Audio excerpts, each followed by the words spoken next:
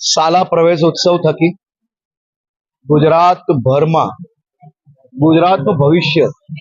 એવા નાના નાના ભૂલકાઓ એમની ભણતરની શરૂઆત જ્યારે આ 3 દિવસ દરમિયાન શરૂ કરી રહ્યા આપણા સૌ માટે આ ખૂબ જ ખુશીની વાત કહેવાય કે આ નાના નાના ભૂલકાઓ જે હસતા ચહેરે આ શાલા પ્રવેશ ઉત્સવ થકી એમની ભણતરની શરૂઆત જ્યારે કરી રહ્યા છે ત્યારે આજે શાલા પ્રવેશ ઉત્સવ દરમિયાન વરાછાની અલગ અલગ શાળાઓમાં જવાનો મને અવસર પ્રાપ્ત આ શાળાઓમાં વિદ્યાર્થીઓના વાલી સાથે શિક્ષક અને શિક્ષિકાઓને મળવાનો બી અવસર પ્રાપ્ત આ શાળામાં આવીને ખૂબ આનંદ થયો આ શાળામાં વિવિધ અલગ અલગ પ્રકારની વ્યવસ્થાઓ શિક્ષક અને શિક્ષિકાઓ દ્વારા ગોઠવવામાં આવી છે આ બાળકોને અલગ અલગ પ્રકારની તાલીઓ કઈ રીતે વગાડવી અલગ અલગ પ્રકારની વાતોમાં કઈ રીતે બાળકોએ પોતે જોડાવવું જનરલ નોલેજ માટેનું વાતો કે પછી નવી વ્યવસ્થાઓ થકી કઈ રીતે ભણતર પ્રાપ્ત કરી શકે આ શાળાઓના શિક્ષકોને ખાસ કરીને મેં અભિનંદન આપ્યા છે સાથે સાથે એમ બી કહ્યું કે શિક્ષક અને શિક્ષિકાઓએ આ જ રીતે જે આ શાળાની વ્યવસ્થા છે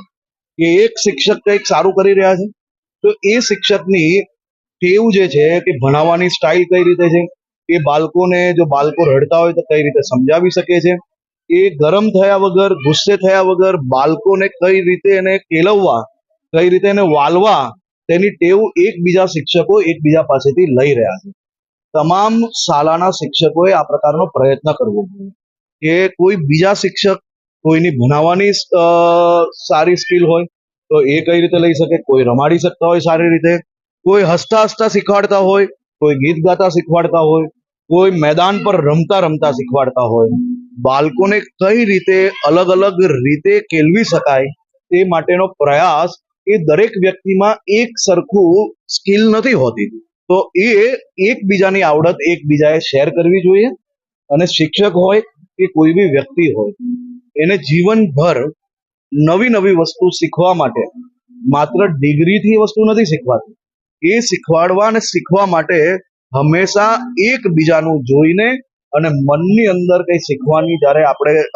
એક જિજ્ઞાસા હોય તો એ જરૂરથી શીખી શકાય છે અને એ આ સ્કૂલની અંદર એક ઉત્તમ ઉદાહરણ નજરે પડ્યું